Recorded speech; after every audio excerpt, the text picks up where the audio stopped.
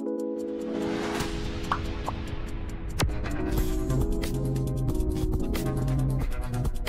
व्हिडिओमध्ये आपण बघणार आहे की fashion taste.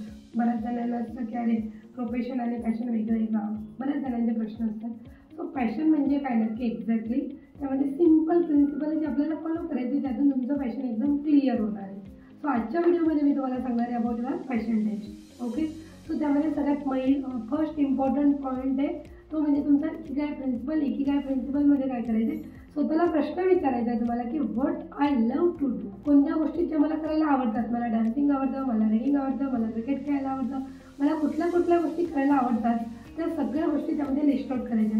Just take a pen आणि पेपर घ्यायचा आणि त्याच्यावर सगळं नोट डाऊन करायचं की मला काय काय करायला आवडतं. कुणाला कुकिंग करायला आवडतं, कुणाला घर डेकोरेट करायला आवडतं, कुणाला आपल्याला स्केचिंग करायला आवडतं, कुणाला मेकअप करायला आवडतं, कुणाला ड्रेसअप करायला आवडतं. सो तुमच्या चॉईसनुसार तुम्हाला काय करायला आवडतं, जी गोष्ट केल्यानंतर तुम्हाला हॅपीनेस मिळेल, ज्या गोष्टीनंतर तुम्ही एकदम हॅपी होत आहे, त्या सगळ्या गोष्टी त्यामध्ये नोट डाऊन करायच्या. Welcome back. नेक्स्ट पॉईंट आहे, नेक्स्ट क्वेश्चन नंबर 2 आहे. त्यामध्ये आपल्याला काय करायचं आहे, what are you good at. तुम्ही कोणत्या गोष्टीमध्ये चांगले आहात. आपल्याकडे कुठल्या गोष्टी चांगल्या आहेत त्या आपल्याला शोधायचे, स्वतःमध्ये शोधायचे. जसं की फॉर एक्झाम्पल मला खेळायला आवडतं, फॉर एक्झाम्पल मला रीड करायला आवडतं, किंवा मला ज्या गोष्टी गुड म्हणजे चांगल्या गोष्टी डिफॉल्ट आहेत आपल्यामध्ये. एखाद्याचं कम्युनिकेशन बाय डिफॉल्ट छान असतं, एखाद्याचा कॉन्फिडन्स चांगला असतो, एखाद्याचं स्केचिंग स्किल छान असतं. सो तुमच्याकडे कुठलं स्किल चांगलं आहे, जे स्ट्रॉंग पॉईंट आहेत तुमचे, ज्या स्ट्रेंथ्स आहेत, ते सगळ्या लिस्ट आउट करायची की माझ्याकडे कोणत्या गोष्टी ज्या माझ्याकडे चांगल्या आहेत. कुठले विकनेसेस आपण त्याच्यावर फोकस नाही करणार आहे, आपण कशावर फोकस करतो फक्त what are the good things that you have. Okay, so आपल्याकडे ज्या चांगल्या गोष्टी त्याच्यावरती फोकस करा आणि जस्ट लिस्ट आउट करा. 5 मिनिट्स घ्या आणि त्या 5 मिनिटामध्ये तुमच्या त्या पेजवरती नोट डाऊन करायचे की माझ्याकडे कुठले चांगले स्किल्स आहेत, माझ्याकडे कुठल्या चांगल्या गोष्टी ज्यामध्ये मी यूज करू शकते. थर्ड पॉईंट, ज्यामध्ये व्हॉट द वर्ल्ड नीड्स. पूर्ण जगाची रिक्वायरमेंट काय.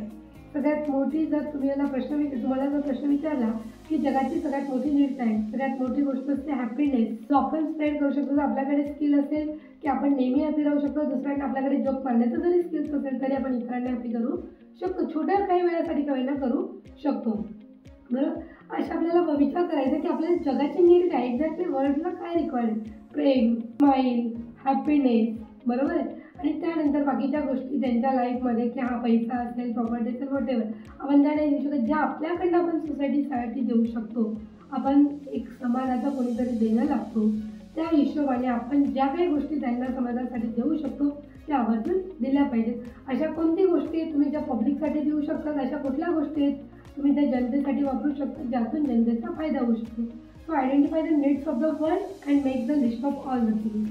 आणि त्यातून कुठल्या पूर्ण करू शकतात ते कमेंटमध्ये नक्की कळवा. Next point is question number 4 ikigai प्रिन्सिपलमध्ये. What the cost you paid for it. तुम्ही काय कॉस्ट पे करताय त्याच्यासाठी. फॉर एक्झाम्पल तुम्ही एखादी गोष्ट आहे, फॉर एक्झाम्पल आपल्याला इंग्लिश कम्युनिकेशन इम्प्रूव्हमेंट करायचं आहे. सो इंग्लिश कम्युनिकेशन इम्प्रूव्हमेंट करण्यासाठी मी रोज 2 तास मोबाईलवरती इंग्लिशचे व्हिडिओज बघते, मी रोज 2 तास बुक रीड करते, मी रोज त्याचा अभ्यास करते, कोर्स करते, वॉटेवर जे काही ॲक्शन्स घेताय तुम्ही त्यासाठी तुम्ही टाईम कॉम्प्रोमाइज करताय, त्यासाठी तुम्ही इन्व्हेस्ट करताय. कॉस्ट इन टर्म्स ऑफ मनी पे करतायत, in terms of time invest करताय, इन टर्म्स ऑफ फॅमिलीकडनं तुमचं काही कुठेतरी कॉम्प्रोमाइज करतायत. सो तुम्ही जे काही गोष्टी करतायत, जी कॉस्ट पे करतायत, ती कॉस्टची पण एक लिस्ट आउट करा की मला काय पे करावं लागेल. जर मला 10 लाखाचं पॅकेज कमवायचं आहे फॉर एक्झाम्पल, तर 10 लाखाचं पॅकेज कमवण्यासाठी मी टेक्निकली स्ट्रॉंग पाहिजे.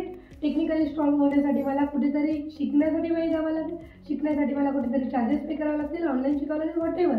किंवा त्याच्या व्यतिरिक्त मला कुठेतरी वेळ द्यावा लागेल, माझा जो मी फॅमिलीला द्यायला पाहिजे तो वेळ कॉम्प्रोमाइज करून मला तिथे द्यावे लागेल. म्हणजे मला ती कॉस्ट पे करावी लागेल, तेव्हा ती गोष्ट होऊ शकते. मला वेट लॉस करायचे पण मी सकाळी लवकर नाही उठू शकते. जर तुम्ही सकाळी लवकर नाही उठू शकत, एक्सरसाइज करू शकतात, तर वेट लॉस होईल का. जर तुम्हाला वेट लॉस करायचे तर तुम्हाला कुठली कॉस्ट पे करावी लागणार आहे.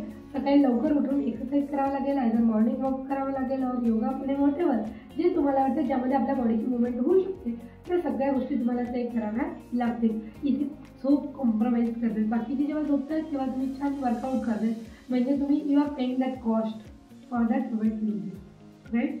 सो आपल्याला जी गोष्ट आयुष्यात मिळायची ती गोष्ट मिळवण्यासाठी आपल्याला कुठली कॉस्ट पे करावी लागते हे कमेंटमध्ये नक्की करा. आणि इथे एक टोटल लिस्ट बनवा पूर्ण तुमच्या डायरीमध्ये की तुम्ही कुठली कॉस्ट पे करताय कुठल्या ॲक्टिव्हिटीसाठी. Okay, Is there any question related to the Ikigai principle? Just comment below. Thank you.